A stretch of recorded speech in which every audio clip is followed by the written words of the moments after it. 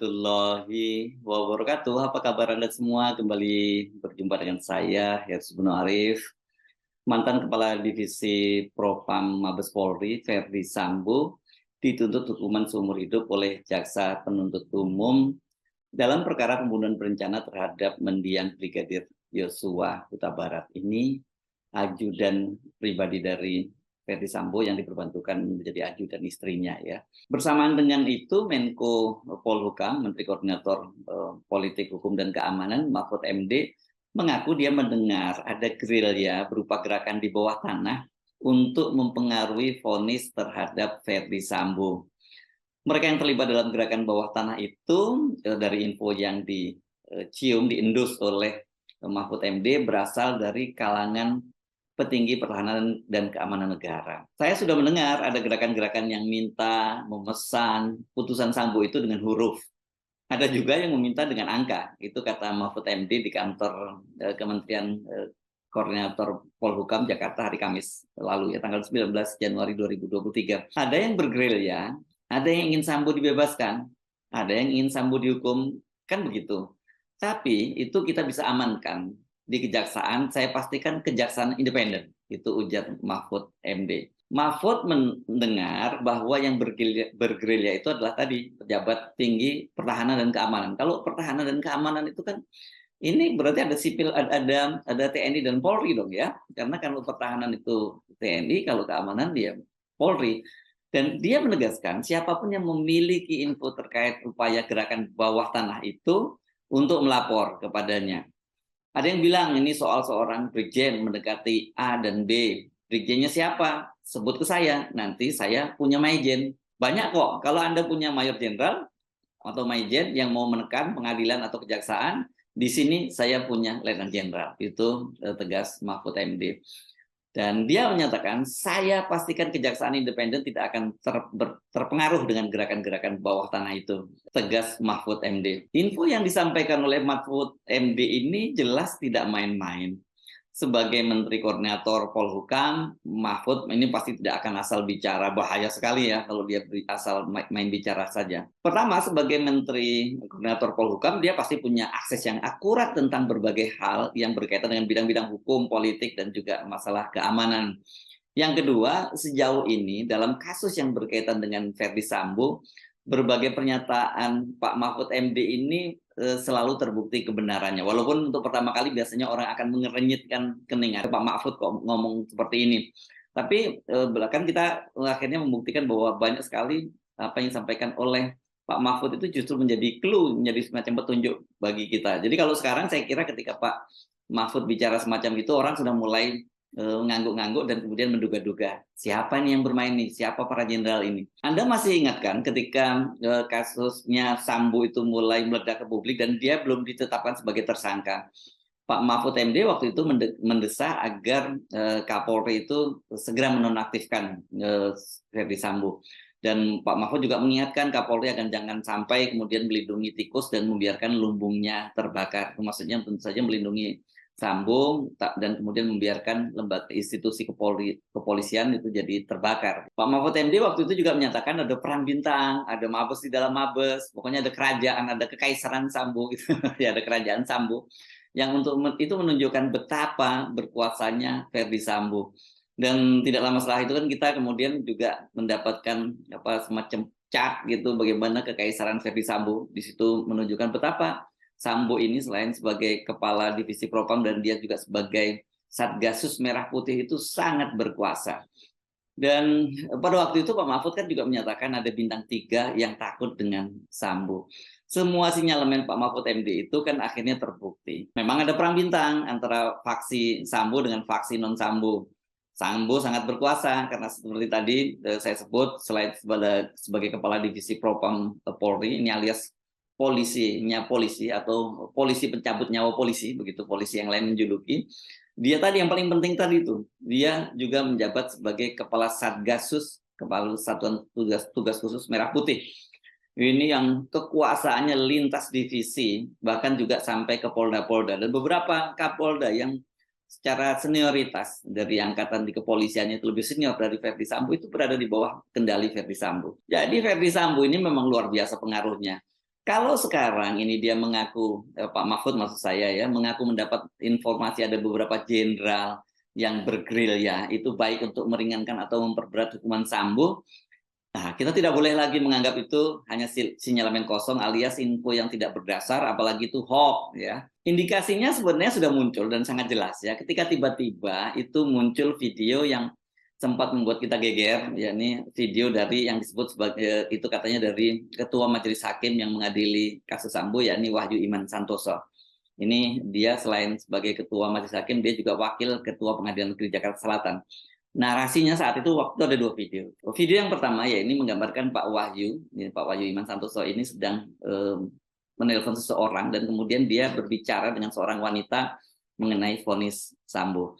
Sementara video yang lainnya itu narasinya menyebutkan bahwa Pak Wahyu ini sedang berbicara dengan Kabareskrim Komisaris Jenderal Agus Andrianto yang meminta agar Ferdi Sambo dihukum sangat berat, yakni hukuman mati. Ketika video beredar, publik saat itu mengaitkan dengan perseteruan antara Kabareskrim Pak Komisaris Jenderal Agus Andrianto dengan Sambo.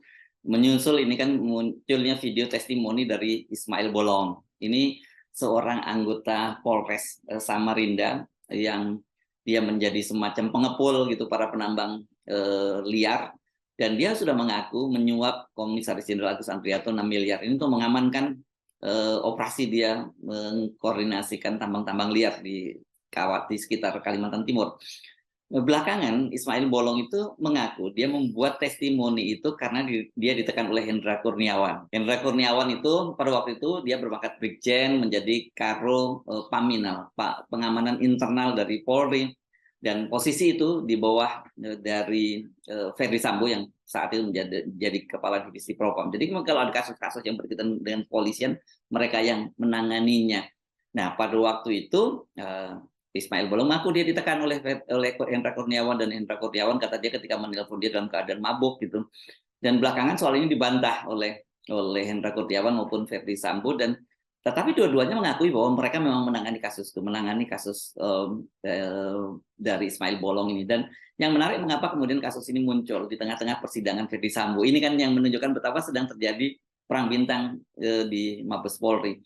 Mahfud MD pada waktu itu meminta agar kasus tersebut, ya kasus maksud saya ketika kasus Pak Wahyu, bocoran videonya Pak Wahyu itu muncul, itu apakah benar itu ada pelanggaran kode etik dari Pak Hakim tadi, Pak Hakim Wahyu. Namun di sisi lain Pak Mahfud juga menduga bahwa ini video itu sengaja dibocorkan dan ada narasi yang mendiskreditkan Kabareskrim maupun Pak Wahyu itu merupakan upaya untuk meneror hakim agar Hakim Wahyu ini tidak berani memvonis berat Ferdi Sambo. Kasus ini mengundang perhatian dari Mahkamah Agung dan Komisi Yudisial, karena memang Komisi Yudisial termasuk yang pihak yang dimention oleh yang membuat akun itu, membuat tayangan tentang Hakim Wahyu Iman Santoso itu. Dan pada waktu itu Mahkamah Agung dan Komisi Yudisial juga berjanji akan melakukan pengusutan apakah benar terjadi pelanggaran kode etik atau tidak. Sebab dalam video itu kan Hakim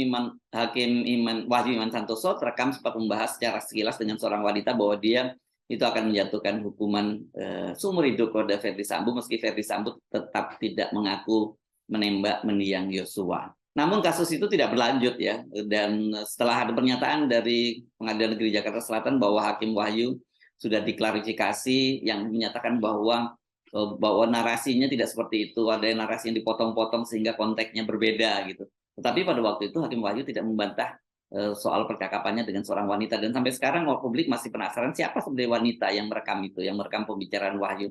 Hanya pada waktu itu kita mendapat titik terang ketika video itu direkam, kelihatannya Pak Wahyu ini sedang berada di RSPAD, sedang menjalani semacam terapi di situ ya. Nah sekarang kita tiba-tiba mendapat pengakuan dari Pak Mahfud yang bukan pengakuan, saya kira pernyataan dari Pak Mahfud yang mengaku dia mendengar ada gerakan bawah tanah ya.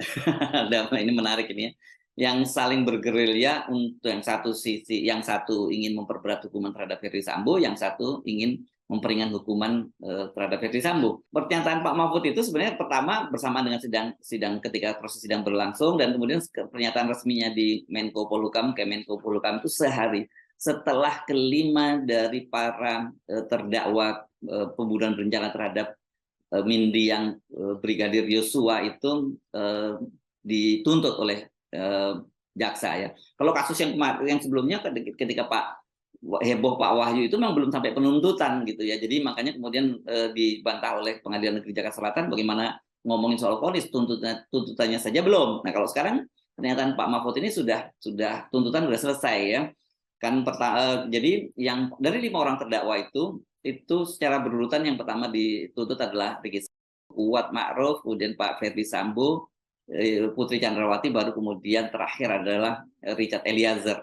Dan dari 5 orang terdakwa itu hanya Ferdi Sambo yang dituntut hukuman sangat berat, yakni hukuman seumur hidup. Sementara yang lain tuh Ricky Rizal, Kuat Ma'ruf, dan Putri Chandrawati, istri dari Ferdi Sambo, itu hanya dituntut 8 tahun penjara.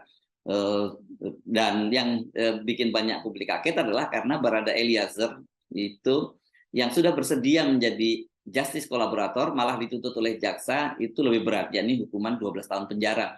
Dengan alasan karena Richard Eliezer ini adalah eksekutor. Jadi dia yang menembak Brigadir Yosua dan kemudian disusul dengan Ferdi Sambo, tembakan terakhir yang mematikan. Tuntutan terhadap Sambo, istrinya, dan Barada Richard Eliezer inilah yang mendapat sorotan tajam dari publik maupun pengamat. Tuntutan terhadap Sambo yang hanya ya dalam tanda petik ya hukuman seumur hidup ini juga mengundang kekecewaan dari keluarga mendiang Yosua maupun pengacaranya dan juga publik. Ekspektasi mereka harusnya dengan peran Sambo itu jadi sebagai aktor intelektual merencanakan, memerintahkan, dan bahkan ikut menjadi eksekutor, harusnya dia layak untuk dituntut hukuman mati. Itu kira-kira logika dari publik dan juga keluarga dari mendiang Yosua. Dan mereka ini yang cukup beralasan juga khawatir karena dengan tuntutan seumur hidup itu Sambo itu hanya akan dihukum penjara maksimal 20 tahun penjara. Kan memang hukuman vonis itu ya didasarkan pada keyakinan hakim dan bukti-bukti di pengadilan. Dan kalau kita merujuk pada pasal 340 kan sesuai dengan rumusan pasal 340 KUHP itu kan pembunuhan berencana ini mempunyai beberapa alternatif hukuman ya. Pertama hukuman mati, seumur hidup, atau dalam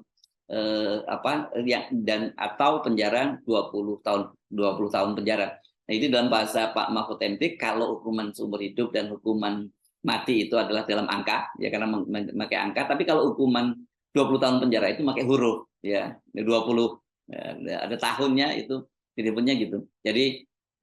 Jadi hukuman dalam huruf dan hukuman dalam angka. Bila gerilya yang ingin Sambo dihukum berat itu gerilyanya sukses melobi-lobi atau bahkan menekan majelis hakim, maka dia bisa dihukum mati atau setidaknya sama dengan tuntutan jaksa seumur hidup. Tapi bila gerilya hukuman yang pelaku gerilyawan hukuman yang ringan ini berhasil, maka Sambo itu hanya akan dihukum 20 tahun penjara. Dan ini kalau di 20 tahun penjara itu seperti saya sudah sampaikan juga sebelumnya, itu dipastikan bahwa Sambo itu akan bisa segera bebas ya. Ya berapa tahun penjara lah dia. Karena kan kita tahu ada proses yang namanya remisi, dan kemudian setelah remisi itu ada proses yang disebut asimilasi. Ya, ini setelah dia menjalani 2/3 masa hukuman, maka dia bisa berasimilasi dengan jadi artinya keluar dari penjara. Nah, ini kalau 20 tahun itu bisa ya kalau ada remisi macam-macam dan sebagainya paling maksimal 8 tahun ya dijalani gitu. Dan kalau prosesnya ada remisi ya mungkin 4-6 tahun dia menjalani hukumannya itu. Nah, untuk tuntutan Putri Chandrawati juga dianggap terlampau ringan karena kan dia itu menurut jaksa terbukti terlibat dalam perencanaan pembunuhan, ikut menutupi kasus tersebut, ini masuk dalam kategori obstruction of justice. Dia juga berbelit-belit dan tidak jujur. Ini banyak sekali ditengarai bahwa Putri tidak jujur, bahkan salah satunya yang paling menarik adalah pengakuan dia bahwa dia dilecehkan oleh Brigadir Yosua, mendiang Brigadir Yosua itu tidak dipercaya oleh jaksa. Jaksa berkesimpulan justru bukan dilecehkan tapi terjadi selingkuh antara Putri Chandrawati dengan Yosua. Jadi kalau udah selingkuh dan kemudian kok malah ikut merencanakan pembunuhan, ini kan sangat berat sebenarnya ya. Dengan tuntutan hanya 8 tahun penjara, diperkirakan vonis terhadap Putri ini akan sangat ringan. Jadi paling 2, 3, 4 tahun dia, kalau katakanlah kalau dia vonisnya di bawah itu 6 tahun atau 4 tahun, dia paling 2, 3 tahun dia sudah bisa keluar dari penjara. Nah, ini tuntutan terhadap Putri Chandrawati ini juga dianggap ini sebagai bentuk kompromi dengan Ferdi Sambo ya. Oke, karena Ferdi Sambo hukumannya sudah cukup berat seumur hidup, jadi ya ketika Putri Candrawati hukumannya harus lebih ringan. Itu yang dikhawatirkan. Sementara untuk Richard Eliezer ini dianggap sangat berat karena dia adalah justice kolaborator. Pengakuan dari Richard Eliezer dan kemudian kesediaan dia menjadi justice kolaborator ini yang menjadi kunci bagi penyidik untuk dapat segera menetapkan Ferdi Sambo sebagai tersangka, membongkar kasus, menahan dia dan membongkar kasus ini. LPSK, Lembaga Perlindungan Saksi dan Korban, itu sebagai lembaga yang menetapkan dan kemudian melindungi Richard Eliezer, bahkan juga menyatakan sangat kecewa terhadap keputusan jaksa yang menuntut Richard Eliezer hukuman sangat berat 12 tahun. LPSK menyampaikan protes dan keberatan terhadap putusan jaksa itu. Dari konstruksi tuntutan itu saja publik menjadi curiga ya. Jangan-jangan ini gerilya-gerilya yang dikatakan oleh Pak Mahfud tadi itu ternyata gerilya yang berhasil mempengaruhi instansi kejaksaan untuk menuntut dengan Sambo dan istrinya, dan orang-orang yang termasuk orang-orang yang bertahan melindungi Ferdi Sambo, yakni Ricky Rizal dan Kuatmaruf kan.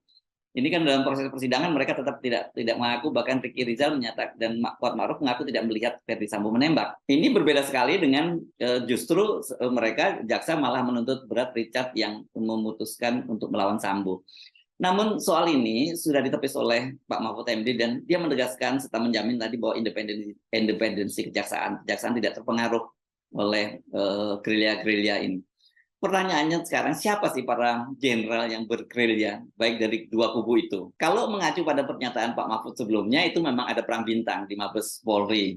Nah, tapi kan Pak Mahfud MD tadi menyebutnya pertahanan dan keamanan gitu ya. Jadi bukan hanya di Mabes Polri dong ya. Kita bisa menduga-duga kalau ini Mabes Polri, kemungkinan ya ini konflik para bintang itu, para jenderal itu yang kini berlanjut di proses pengadilan Sambo dan kawan-kawan. Para geng Sambo atau bekas kekaisaran Sambo yang tersisa tentu menginginkan Sambo agar dihukum secara ringan. Saya kira bisa jadi semacam deal juga dengan Sambo. Oke, kamu tetap dihukum, nggak usah buka-buka yang lain, jadi kamu tetap jadi martir, tapi kamu nanti kita akan bantu dihukum secara ringan. Kira-kira gitu dealnya ya. Sebaliknya lawan Sambo menginginkan dia dihukum berat, gitu ya, karena supaya dia dibungkam, karena dia sendiri kan sebagai kepala divisi propam pasti dia punya banyak rahasia yang dia pegang. Jadi kalau dia tidak dibungkam, ini dia bisa bongkar-bongkaran gitu. Tinggal bagaimana sekarang hakim itu bisa memutuskan secara independen dan tidak terpengaruh oleh gerilya para jenderal dan petinggi pertahanan dan keamanan yang disebutkan oleh Pak Mahfud MD tadi. Ini bukan soal mudah ya. Sebab selain janji, iming-iming, dan hadiah, bukan tidak mungkin para hakim ini juga akan menghadapi teror, bahkan pemerasan, karena para gerilyawan ini, begitu saja kita sebutnya ya, pasti punya catatan terhadap track record para hakim ini. Karena itulah pentingnya seorang hakim yang punya track record bersih. Karena mereka ini kan sering disebut sebagai wakil Tuhan di dunia. Sayangnya kan kita tahu bahwa banyak hakim, bahkan sampai hakim agung pun ternyata juga tidak bersih ya. Kita tahu berapa banyak hakim yang ditangkap KPK, bahkan termasuk hakim agung yang terbaru ini ada 2 orang hakim agung yang ditangkap oleh KPK karena menerima suap. Nah, pernyataan Pak Mahfud MD sebagai Menko Polhukam ini harus dipandang sebagai warning, peringatan bagi mereka, para jenderal yang tengah bergerilya, itu untuk kedua kepentingan, tapi sekaligus juga para hakim yang akan memutuskan perkaranya. Saya Sunaris, sampai jumpa lagi. Wassalamualaikum warahmatullahi wabarakatuh.